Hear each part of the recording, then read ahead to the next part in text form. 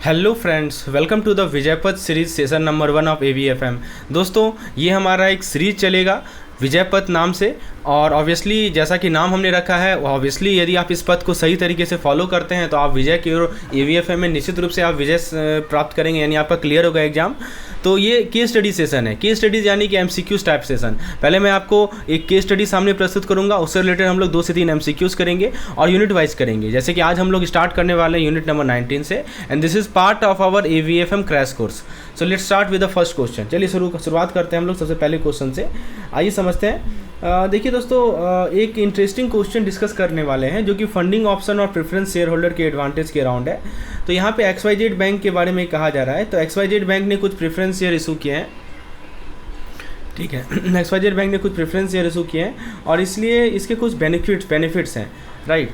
Benefits क्या है कि जब कंपनी लिक्विडेशन में जाती है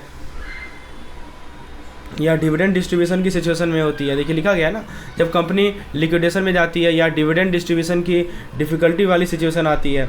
तो चलो वन बाय वन सारे ऑप्शन को सिंप्लीफाई करते हैं और देखते हैं कौन सा करेक्ट आंसर है। तो देखिए, सबसे पहला क्वेश्चन देख लेते हैं कि XYZ बैंक स्ट्रगल कर रही है फाइनेंशियली, बहुत सारे ऑप्शन को देख रही है, मैनेजमेंट हाइब्रिड सिक्योरिटी को एक्सप्लोर कर रहे हैं, ठीक है। और XYZ बैंक ने प्रेफरेंस शेयर इशू किया अपने कैपिटल स्ट्रक्चर के पार्ट में। आप जानते होंगे कैपिटल स्ट्रक्चर क्या होता है, डेब्ट और इक्विटी का रेशियो होता है, राइट।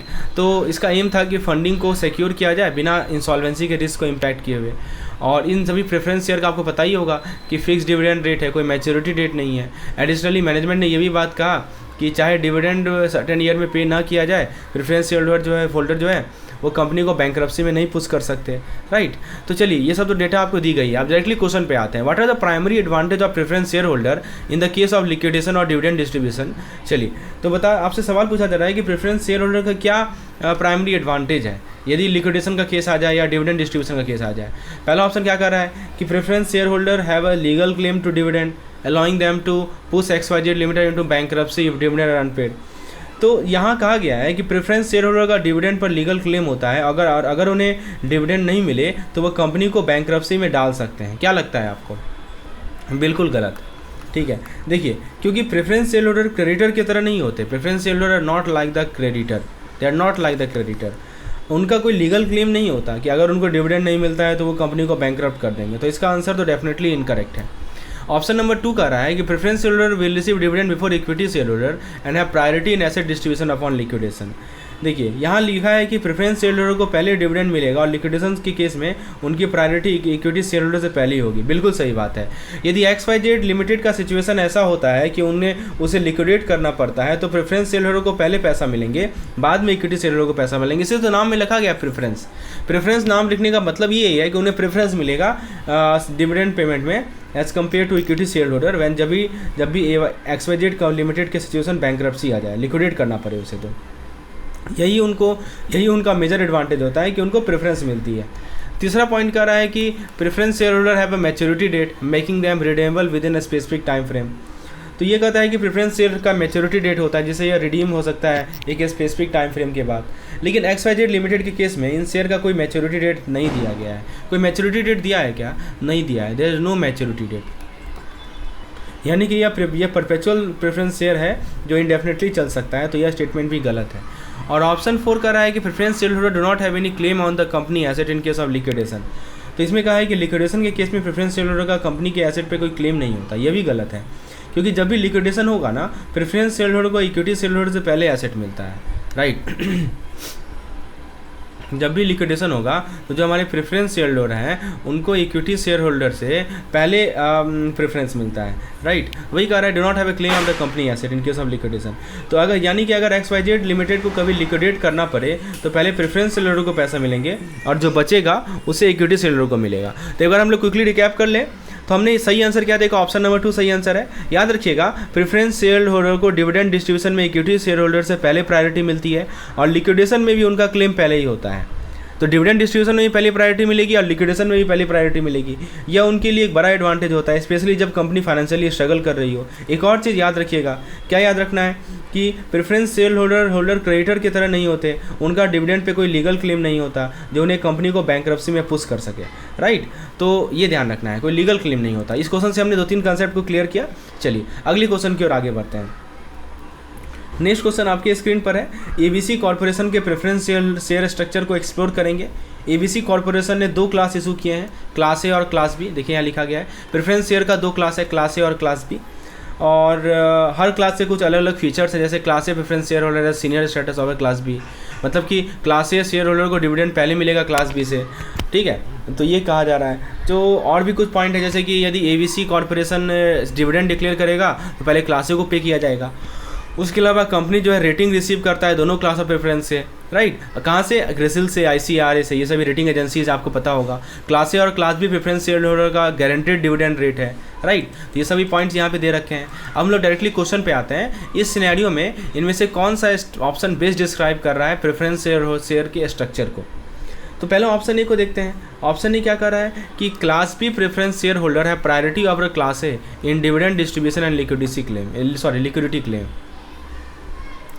तो देखिए ऑप्शन ए देखें तो यहाँ लिखा है कि class B preference share holder की प्रायोरिटी क्लास ए से ज़्यादा है, मतलब कि बी की प्रायोरिटी ए से ज़्यादा है, यही कर रहा है ना, राइट। डिविडेंड और लिक्विडेशन के केस में यह गलत है, क्योंकि हमने पहले ही देखा है कि क्लास ए की प्रेफरेंस शेयर होल्डर की प्रायोरिटी ज़्यादा है, यानी उनको पहले डिविडेंड मिलेगा, उनको लिक्विडेशन में भी क्लास ए से पहले क्लेम होगा। क्लास बी शेयर होल्डर को क्लास ए के बाद मिलता है, तो यह ऑप्शन तो एलिमिनेट हो गया। फिर ऑप्शन बी कर रहा है कि both class A and class B preferences share provide a legal claim to dividend similar to डेब्ट इंस्ट्रूमेंट लाइक बॉन्ड। तो ऑप्शन 2 थोड़ा सा ट्रिकी है। यहाँ कहा गया है कि दोनों क्लास ए और क्लास बी शेयर का डिविडेंड पर लीगल क्लेम है, जैसे बॉन्ड में होता है, लेकिन यह स्टेटमेंट गलत है। क्यों गलत है? क्योंकि दोस्तों प्रेफरेंस शेयर होल्डर में डिविडेंड का कोई लीगल क्लेम नहीं होता, क्योंकि यहाँ पे लिख दिया है लीगल क्लेम नहीं होता। मैंने पिछले स्लाइड में भी आपको बताया कि आप ऐसा नहीं कि कंपनी को लिक्विडेट हो गई तो आप उसको मतलब लिक्विडेट नहीं कर सकते, राइट। ऐसे केस में तो आपका कोई लीगल क्लेम नहीं है, राइट। तो अनलाइक बॉन्ड में लीगल क्लेम होता है, यहाँ नहीं होता है। प्रेफरेंस शेयर होल्डर क्रेडिटर की तरह नहीं होते, they are not like creditor. अगर डिविडेंड नहीं दिया गया तो वो लीगली क्लेम नहीं कर सकते, तो यह भी इनकरेक्ट है। ऑप्शन सी कर रहा है कि क्रेडिट रेटिंग एजेंसी जैसे क्रिसिल और इकरा दोनों क्लास ए और क्लास बी के प्रेफरेंस शेयर होल्डर के क्रेडिट वर्दिनेस को एसेस करते हैं। तो यहाँ लिखा गया है कि क्रेडिट रेटिंग एजेंसी जैसे क्रिसिल और इकरा दोनों क्लास ए और class B preference share holder credit worthiness access करते हैं। यह बिल्कुल सही है। रेटिंग एजेंसी का काम ही है कि वो हमेशा शेयर और बॉन्ड के रिस्क लेवल इवैल्यूएट करते हैं, ताकि और एबीसी कॉर्पोरेशन के केस में भी यह दोनों क्लास के प्रेफरेंस शेयर होल्डर को एक्सेस किया जाता है। तो यह ऑप्शन करेक्ट है। ऑप्शन डी कर रहा है, 4 नंबर ऑप्शन कर रहा है कि प्रेफरेंस एबीसी कॉर्पोरेशन के प्रेफरेंस शेयर में शेयर होल्डर के लिए कोई गारंटेड डिविडेंड नहीं है, do not offer any guaranteed dividend. देखिए यह गलत है। एक्चुअली यहाँ प्रेफरेंस शेयर में एक फिक्स है, एक फिक्स या गारंटेड डिविडेंड जरूर होता है। तो यहाँ का आंसर भी इनकरेक्ट है, क्योंकि गारंटेड डिविडेंड दिया जाता है, बस यह लीगली इन्फोर्सेबल नहीं होता है, राइट।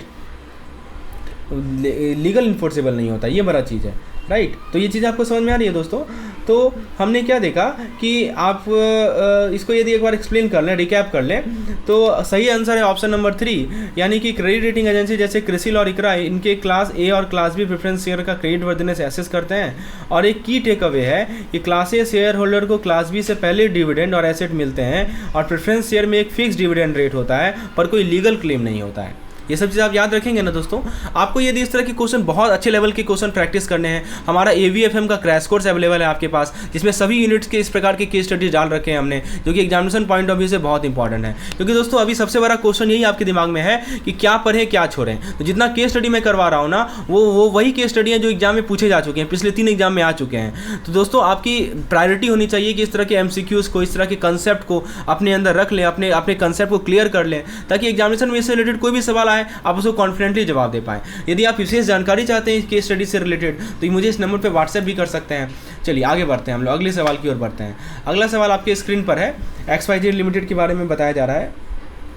आइए देखते हैं क्या कहा जा रहा है। तो देखिए कहा जा रहा है कि XYZ प्राइवेट लिमिटेड के प्रेफरेंस शेयर होल्डर के राइट के बारे में डिस्कस करेंगे, जो उनको ड्यू डिविडेंड ना मिलने की वजह से मिले हैं।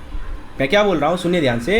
XYZ लिमिटेड के प्रेफरेंस शेयर होल्डर के राइट के बारे में डिस्कस करने वाले हैं, जो उनको ड्यू डिविडेंड ना मिलने की वजह से मिले हैं। इस क्वेश्चन में कंपनीज एक्ट के अंदर दिए गए राइट्स के बारे में पूछा गया है। तो चलिए 1 बाय 1 ऑप्शन को डिस्कस करते हैं। पहले समझिए, XYZ बैंक ने नया classes of preference share issue किया, जिसमें होल्डर को फिक्स डिविडेंड रेट मिलता है। और लिक्विडेशन के केस में प्रेफरेंस शेयर होल्डर के पास एक राइट होता है कि वो अपने पेड अप कैपिटल को रिसीव करें स्पेसिफाइड प्रीमियम के साथ, इससे पहले कि किसी एसेट को डिस्ट्रीब्यूट किया जाए। ऑब्वियस सी बात है, तो आपको पता ही है, ठीक है।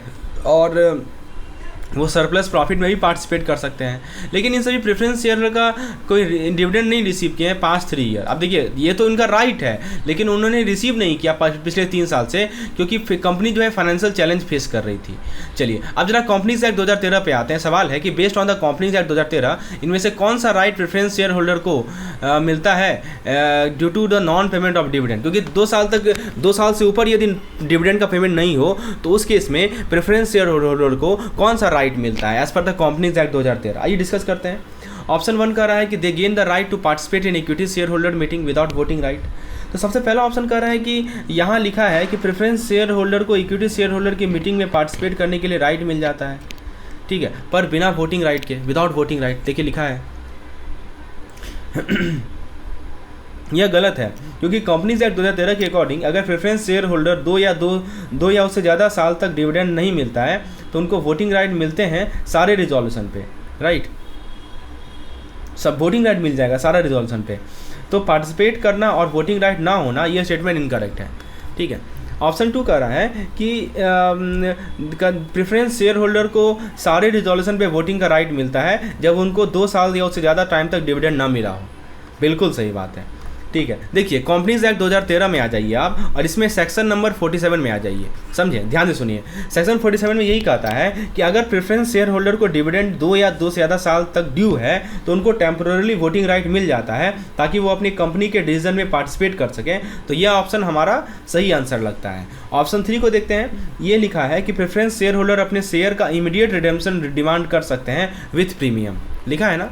अब देखिए ये ऑप्शन गलत है, क्योंकि कंपनीज एक्ट के अकॉर्डिंगली अनपेड डिविडेंड की वजह से उनको वोटिंग राइट मिलते हैं, लेकिन शेयर का रिडेम्पशन या प्रीमियम का कोई स्पेशल राइट नहीं मिलता। तो बेसिकली उनको जो राइट मिल रहा है इक्विटी वोटिंग राइट का, वो किस लिए मिल रहा है, क्योंकि उनका डिविडेंड अनपेड है, राइट, क्योंकि कंपनी की फाइनेंशियल पोजीशन काफ़ी वीक थी, इस कारण से कंपनी ने उन्हें डिविडेंड नहीं दिया और इसी अनपेड डिविडेंड की वजह से उन्हें वोटिंग राइट मिलता है। लेकिन ये राइट नहीं मिलता है कि वो अपने प्रेफरेंस शेयर को रिडीम कर देंगे प्रीमियम के साथ, ठीक है। ऑप्शन 4 कहता है कि प्रेफरेंस शेयर होल्डर कंपनी को लिक्विडेशन में डाल सकते हैं अगर उनको डिविडेंड नहीं मिलता है। देखिए ये क्वेश्चन मैंने आपको पहले ही बताया था, ये तो राइट उनका है ही नहीं। पहली बात कि कोई लीगल राइट नहीं है, क्योंकि प्रेफरेंस शेयर होल्डर का अनपेड डिविडेंड पे कोई लीगल क्लेम नहीं होता है जो कंपनी को फोर्स कर सके लिक्विडेशन के लिए। बस उनको वोटिंग राइट मिलते हैं और उनके पास लिक्विडेशन इन्फोर्स करने का राइट नहीं होता है, ये ध्यान रखिएगा। तो आंसर सही है ऑप्शन नंबर 2। कंपनीज एक्ट 2013 के सेक्शन नंबर 47 के अकॉर्डिंग अगर प्रेफरेंस शेयर होल्डर को 2 या उससे ज़्यादा साल के लिए डिविडेंड नहीं मिलता है तो उनको सारे रिजोल्यूशन पे वोटिंग राइट मिलते हैं कंपनीज के मीटिंग में। कंपनी का जब भी मीटिंग होगा उस पर जितने भी रिजोल्यूशन है उस पर उनके वोटिंग राइट मिलते हैं। यह उनका टेम्प्रोरी प्रिविलेज है जो उन्हें दिया जाता है ताकि वो अपनी बात रख सकें। उम्मीद है दोस्तों आपको एक्सप्लेनेशन क्लियर समझ में आया होगा। तो ऐसे हेल्पफुल कंसेप्ट के लिए चैनल को सब्सक्राइब करना ना भूलें, क्योंकि दोस्तों आपको एक एक चीज़ मैं क्लियर करवा दूंगा सिंपल भाषा में, आसानी टर्म में। चलिए अगले सवाल की ओर आगे बढ़ते हैं। अगला सवाल आपकी स्क्रीन पर है। आपसे पूछा जा रहा है कि एक इंटरेस्टिंग केस स्टडी को डिस्कस करेंगे, preference share issuance of for infrastructure project. यहाँ पे हमारा फोकस हो रहा है इंफ्रास्ट्रक्चर प्रोजेक्ट के बारे में, आइए डिस्कस करते हैं। तो यहाँ देखिए ABC bank limited, ABC limited है। तो एबीसी लिमिटेड इंफ्रास्ट्रक्चर प्रोजेक्ट की फंडिंग के लिए प्रेफरेंस शेयर इशू कर रही है। एक इंफ्रास्ट्रक्चर, ये लिखा हुआ है ना, एक इंफ्रास्ट्रक्चर डेवलपमेंट कंपनी है, वो नया series of preference share issue कर रही है लॉन्ग टर्म प्रोजेक्ट के लिए, राइट। तो एक इसका यूनिक फीचर है, इन्वेस्टर को अट्रैक्ट करने के लिए एबीसी लिमिटेड जो है मैच्योरिटी पीरियड सेट कर रहे हैं ये सही प्रेफरेंस शेयर को। कितना सेट कर रहे हैं, 25 साल का, ठीक है। तो एबीसी लिमिटेड ने मैच्योरिटी पीरियड सेट किया है इन सभी प्रेफरेंस शेयर का 25 ईयर्स, ठीक है, जिससे इन्वेस्टर को एक्सटेंडेड होल्डिंग पीरियड मिलता है फिक्स डिविडेंड रेट से, ठीक है। और साथ ही साथ कंपनी एनुअली रिडीम करेगी अ portion of this preference share eight prescribe by the law. तो चलिए पहला क्वेश्चन देखते हैं। क्वेश्चन कर रहा है कि सेक्शन 55 जो कंपनीज एक्ट 2013 इसके अकॉर्डिंग इनमें से कौन सा स्टेटमेंट करेक्ट है about regarding ABC limited issuance of preference share. पहला ऑप्शन कह रहा है कि ABC limited is prohibited from issuing preference share with a maturity period exceeding 20 years for infrastructure project. ये कहता है कि एबीसी लिमिटेड को 20 साल से ज़्यादा मैच्योरिटी पीरियड के प्रेफरेंस शेयर इशू करने की परमिशन नहीं है, ठीक है। मतलब समझिए कि एबीसी लिमिटेड को 20 साल से ज़्यादा मैच्योरिटी पीरियड के प्रेफरेंस शेयर इशू करने की परमिशन नहीं है। लेकिन ये ऑप्शन गलत है। क्यों गलत है समझिए। गलत इसलिए है क्योंकि सेक्शन 55 कहता है कि इंफ्रास्ट्रक्चर प्रोजेक्ट के लिए 20 साल से ज़्यादा मैच्योरिटी पीरियड अलाउड है, राइट, 20 साल से एक्सेडिंग 20 ईयर, ठीक है। मैं फिर से रिपीट कर रहा हूँ, सेक्शन 55 यही कहता है कि इंफ्रास्ट्रक्चर प्रोजेक्ट यदि हो तो उसके लिए 20 साल से ज़्यादा मैच्योरिटी पीरियड अलाउड है, ठीक है। तो ये तो गलत है। ऑप्शन 2 क्या कर रहा है कि ऑप्शन 2 कहता है कि एबीसी लिमिटेड 25 साल का मैच्योरिटी पीरियड रख सकती है अगर वो हर साल एक सर्टेन परसेंटेज रिडीम करती है, ठीक है, provided redeem specified percentage annually. यह सही है। देखिए सेक्शन 55 के अकॉर्डिंग इंफ्रास्ट्रक्चर प्रोजेक्ट के लिए एक्सटेंडेड मैच्योरिटी पीरियड अलॉट है, पर कुछ शेयर तो को हर साल रिडीम करना मैंडेटरी है। ऑप्शन बिल्कुल सही है, ठीक है। ऑप्शन सी कह रहा है, ऑप्शन सी क्या कहता है कि कंपनीज इरिडेमेबल प्रेफरेंस शेयर इशू कर सकती है फॉर मोर देन 20 ईयर्स, ठीक है, मतलब 20 साल से ज़्यादा। देखिए सबसे पहले कि 20 साल से ज़्यादा के लिए इरिडेमेबल प्रेफरेंस शेयर इशू करती है, यह गलत है क्योंकि कंपनीज एक्ट में इरिडेमेबल प्रेफरेंस शेयर अलॉट नहीं है। This type of preference share call irredeemable preference share जो रिडीम नहीं किया सके, इसको अलॉ ही नहीं किया गया है। XYZ लिमिटेड ये एक series of preference share issue कर रहे हैं कैपिटल रेज करने के लिए, और ये शेयर जो है 10 साल के बाद रिडीम होगा। और जो टर्म्स है उसके अंदर एक ऑप्शनल क्लाउज है जिसमें कंपनी को अलॉ किया जा रहा है कि वो शेयर को रिडीम करे पहले यदि ज़रूरत हो तो। और XYZ के अंदर एक कॉल ऑप्शन भी है जिससे कंपनी को राइट मिल रहा है कि वो शेयर को वापस खरीद सकता है स्पेसिफिक टाइम में, इससे पहले कि 10 साल पीरियड समाप्त हो।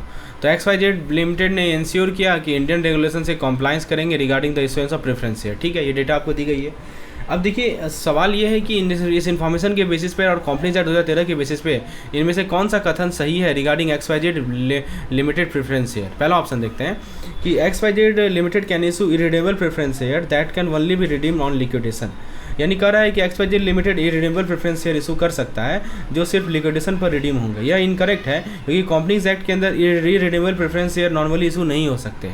मैंने इससे पहले क्वेश्चन में भी आपको समझाया था कि इरिडेमेबल प्रेफरेंस शेयर इशू नहीं हो सकते, राइट, और सिर्फ रिडेम्पशन पर ही ये प्रेफरेंस शेयर को रिडीम करने की ज़रूरत होती है।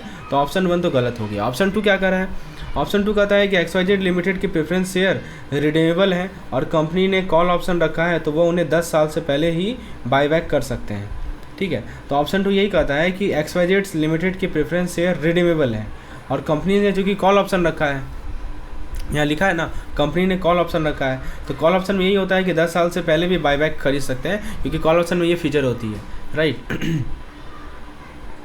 तो यह सही लगता है। इस ऑप्शन में क्लियरली दिया गया है कि प्रेफरेंस शेयर का रिडेम्पशन पीरियड है 10 साल और कॉल ऑप्शन से उन्हें अर्ली रिडेम्पशन का ऑप्शन भी मिलता है, तो ये ऑप्शन बिल्कुल करेक्ट है। ऑप्शन सी कह रहा है the preference share are non redeemable and can be redeemed only if the company goes into liquidation. तो ऑप्शन 3 कह रहा है कि प्रेफरेंस XYZ लिमिटेड का प्रेफरेंस शेयर नॉन रिडेबल है और सिर्फ लिक्विडेशन पर ही रिडीम होगा। ये भी इनकरेक्ट है क्योंकि XYZ लिमिटेड ने ऑलरेडी 10 साल का रिडेम्पशन पीरियड स्पेसिफाई किया है और कॉल ऑप्शन भी दिया है, तो यह भी नॉन रिन्यूएबल तो नहीं है, तो ऑप्शन 3 भी गलत है। ऑप्शन 4 क्या कह रहा है, Indian company are permitted to issue both renewable and non renewable preference share under any condition. तो यह गलत है क्योंकि कंपनीज एक्ट के accordingly Indian company generally irredeemable preference share issue नहीं कर सकती, तो ऑप्शन 4 भी इनकरेक्ट है। सही जवाब कौन सा है, ऑप्शन नंबर 2 सही है, जो कहता है कि XYZ लिमिटेड के प्रेफरेंस शेयर रिडीमेबल हैं और कॉल ऑप्शन से उन्हें 10 साल से पहले भी रिडीम करने का राइट मिलता है। तो यही था हमारा एक्सप्लेनेशन इस पार्टिकुलर क्वेश्चन का। तो कंसेप्ट क्लियर हो गया आपको इस क्वेश्चन से। अगले सवाल की ओर बढ़ते हैं आगे, और सवाल है आपके सामने, एक इंडियन बैंक है जिसका नाम है ABC, राइट। अच्छा, एक और क्वेश्चन है XYZ से रिलेटेड, इसको भी देख ही लेते हैं। तो देखिए XYZ लिमिटेड का प्रेफरेंस शेयर रिन्यूएबल है, ये तो हमने देख लिया। हाँ, ABC बैंक की बात करते हैं। देखिए ABC बैंक में कहा जा रहा है कि इसमें क्वेश्चन है, ABC bank limited plan to issue PNCPS क्या होता है, perpetual non cumulative preference share, जो कुमुलेट नहीं होगा। ये इंटरेस्टिंग क्वेश्चन है जो कि ABC बैंक से रिलेटेड है। तो इस ऑप्शन को समझते हैं। तो क्या कर रहा है कि PNCPS इशू करेगा, बैंक का फंड रेज करना चाहती है जिसको हम लोग 81 के अंदर डालेंगे। 81 क्या होता है, एडिशनल टियर 1 कैपिटल, और ये सभी शेयर को डायरेक्टली बैंक इशू करेगी इंडियन रुपीज़ में, बिना किसी मैच्योरिटी डेट का, बिना किसी रिडेम्पशन इंसेंटिव का, और इसके अंदर कोई पुट ऑप्शन भी नहीं रहेगा। एडिशनली बैंक बोर्ड ने डिसाइड किया dividend link to rupee interest benchmark rate, और इशुएंस साइज को अलाइन किया गया रेगुलेटरी लिमिट के साथ। तो सवाल है कि इस रेगुलेटरी गाइडलाइन जो PNCPS का है अंडर 81 कैपिटल, इनमें से कौन सा कथन सही है ABC बैंक के इशुएंस के रिगार्डिंग। पहला ऑप्शन कह रहा है कि PNCPS में पुट ऑप्शन ऐड किया जा सकता है ताकि अर्ली रिडेम्पशन हो सके। क्या लगता है? तो लेकिन RBI गाइडलाइन के अकॉर्डिंगली 81 कैपिटल में PNCPS के लिए पुट ऑप्शन अलाउड नहीं है। याद रखिएगा, 81 कैटेगरी में आपका 81 कैटेगरी में PNCPS के लिए पुट ऑप्शन अलाउड नहीं है, राइट। तो इस वजह से ऑप्शन 1 इनकरेक्ट है। ऑप्शन 2 कह रहा है the PNCPS must not exceed 1.5% of the bank risk weight asset और classification under for classification under 81। तो इसमें कह रहा है कि PNCPS का अमाउंट 1.5% से ज़्यादा नहीं होना चाहिए बैंक के RWA का, ताकि ये 81 कैटेगरी में क्लासिफाइड हो सके। यह स्टेटमेंट बिल्कुल सही है, क्योंकि RBI गाइडलाइन में यही लिमिट है 1.5% का 81 क्लासिफिकेशन के लिए। तो ऑप्शन 2 तो बिल्कुल सही है। ऑप्शन 3 क्या कह रहा है? ऑप्शन 3 कह रहा है द बैंक में exercise a call option at any time without restriction. तो देखिए, ये कहता है कि बैंक कभी भी कॉल ऑप्शन यूज़ कर सकता है बिना किसी रेस्ट्रिक्शन के। ये गलत है, क्योंकि RBI गाइडलाइन के हिसाब से कॉल ऑप्शन सिर्फ 5 साल के बाद एक्सरसाइज हो सकते हैं। Call option after 5 years only call option can be exercise, right, वो भी RBI अप्रूवल के साथ। तो ऑप्शन 3 भी इनकरेक्ट है। ऑप्शन 4 का रहा है the dividend rate on PNCPS can not be tied to market determine rupee interest rate benchmark rate. तो ये कहता है कि PNCPS का जो डिविडेंड रेट है वो market determine rupee interest rate benchmark से लिंक नहीं हो सकता। यह भी गलत है, क्योंकि RBI गाइडलाइन अलाउ करती है कि डिविडेंड रेट बेंचमार्क रेट से लिंक किया जा सके। तो इसका करेक्ट आंसर क्या है? हमारा करेक्ट आंसर है option number 2। Additional tier 1 capital के लिए PNCPS जो है, PNCPS का लिमिट 1.5% है रिस्क वेट एसेट का। और याद रखिए, PNCPS में पुट ऑप्शन बिल्कुल नहीं हो सकता है, ठीक है। कॉल ऑप्शन सिर्फ 5 साल के बाद RBI अप्रूव्ड के साथ एक्सरसाइज किया जा सकता है, और डिविडेंड रेट को रुपी इंटरेस्ट बेंचमार्क रेट से लिंक कर सकते हैं, राइट। तो ये 3 चीज़ हमें ध्यान रखनी है। चलिए अगले सवाल की ओर आगे बढ़ते हैं। अगला सवाल है कि XYZ बैंक ने PNCPS 5 साल पहले इशू किया था अपने टीयर 1 कैपिटल को स्ट्रेंथन करने के लिए, ठीक है। और the bank is now considering exercising the call option. अब वो कॉल ऑप्शन लेना चाह रही है। अभी मैंने आपको बताया था ना कि 5 साल के बाद कॉल ऑप्शन ले सकती है, ठीक है। तो देखिए, एक्सपेक्टेशन ऑफ अ कॉल को रोकने के लिए बैंक ने अपने डिविडेंड रीसेट डेट को ऐसे स्ट्रक्चर किया है जो कि कॉल डेट से सेपरेट है। तो XYZ बैंक को डिमॉन्स्ट्रेट करना पड़ेगा कि या तो वो PNCPS को रिप्लेस कर they similar high quality capital से, राइट। तो सवाल है कि किस सर्कमस्टांस के अंदर XYZ बैंक के केस पर डिस्कस कर रहे हैं, तो किस सर्कमस्टांस के अंदर XYZ बैंक कॉल ऑप्शन को एक्सरसाइज कर सकता है अपने PNCPS के अंदर। तो पहला ऑप्शन कह रहा है कि when it has maintained minimum tier 1 capital regardless of its total capital level. यह गलत, यह लगता है सही है, लेकिन यहाँ कन्फ्यूजन हो सकती है। रेगुलेटरी कैपिटल के हिसाब से सिर्फ टीयर 1 कैपिटल नहीं, बल्कि मिनिमम टोटल कैपिटल, जिसको हम लोग MTC बोलते हैं। एक तो हमारा टीयर 1 कैपिटल होता है और एक होता है MTC, मिनिमम टोटल कैपिटल। तो minimum total capital adequacy maintain करना पड़ता है, यानी टीयर 1 के साथ साथ और भी कैपिटल रिक्वायरमेंट है जो मीट करनी होंगी। तो ये ऑप्शन इनकरेक्ट है। खाली ऐसा नहीं कि आपने टीयर 1 मेंटेन कर लिया तो हो गया, no, you have to maintain the other capital also. Option 2 कह रहा है if it obtain prior approval from the RBI। Yes, correct, बिल्कुल अभी मैंने आपको बताया था कि देखिए, RBI से कॉल ऑप्शन 5 साल के बाद एक्सरसाइज कर सकता है, लेकिन आपको RBI से प्रायर अप्रूवल लेना पड़ेगा, तभी जाके वो कॉल ऑप्शन एक्सरसाइज कर सकता है। बिना अप्रूवल का नहीं हो सकता ये काम। और ऑप्शन 3 कह रहा है only if it replaces the PNCPS with equity share. तो यहाँ इक्विटी शेयर मेंशन्ड है, लेकिन रूल के हिसाब से XYZ बैंक किसी भी ऐसे कैपिटल इंस्ट्रूमेंट के रिप्लेस कर सकते हैं जो सफिशिएंट क्वालिटी का हो, यानी इक्विटी शेयर के अलावा दूसरे हाई क्वालिटी इंस्ट्रूमेंट भी एक्सेप्टेबल है। ऑप्शन 4 कह रहा है if it has maintain dividend without interruption for the past 5 year, यानी कि डिविडेंड के कंटिन्यूटी का कॉल ऑप्शन एक्सरसाइज करने का डिसीजन पे कोई इम्पैक्ट नहीं है।